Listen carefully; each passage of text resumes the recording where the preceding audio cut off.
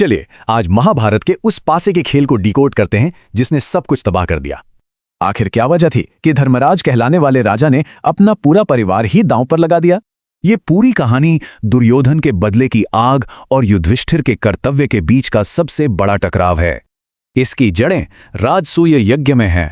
युधिष्ठिर की अपार दौलत और ताकत देखकर दुर्योधन ईर्ष्या से जल उठा था। दुर्योधन ने धृतराष्ट्र से साफ कहा कि पांडवों की इस सफलता ने उसे सचमुच पागल कर दिया है।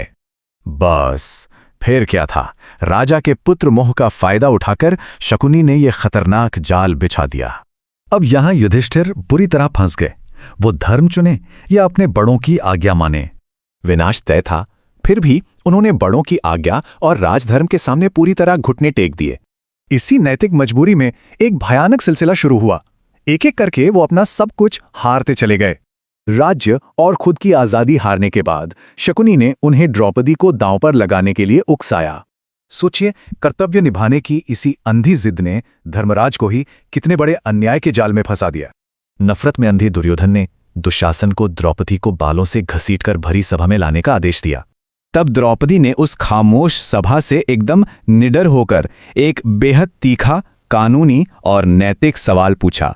लेकिन भीष्म जैसे दिग्गजों की वो भयानक चुप्पी दरबार में न्याय के पूरी तरह खत्म होने का सबूत थी। अपने सगे भाई विकर्ण के विरोध को भी अनसुना करके दुर्योधन ने पतन की आखिरी सीमा भी लांघ दी। पर जैसे ही दुशासन ने चीरहरण की कोशिश की, एक चमत्कार हुआ। साड़ी कभी खत्म ही नहीं हुई। लालच से बड़े उस दिव्य शक्ति के आगे दुशासन पस्त हो गया और थककर पसीने पसीने होकर गिर पड़ा। इस खौफनाक अपमान ने भीम को वो भयानक प्रतिज्ञा लेने पर मजबूर किया जिसने सीधे युद्ध की चिंगारी भड़का दी।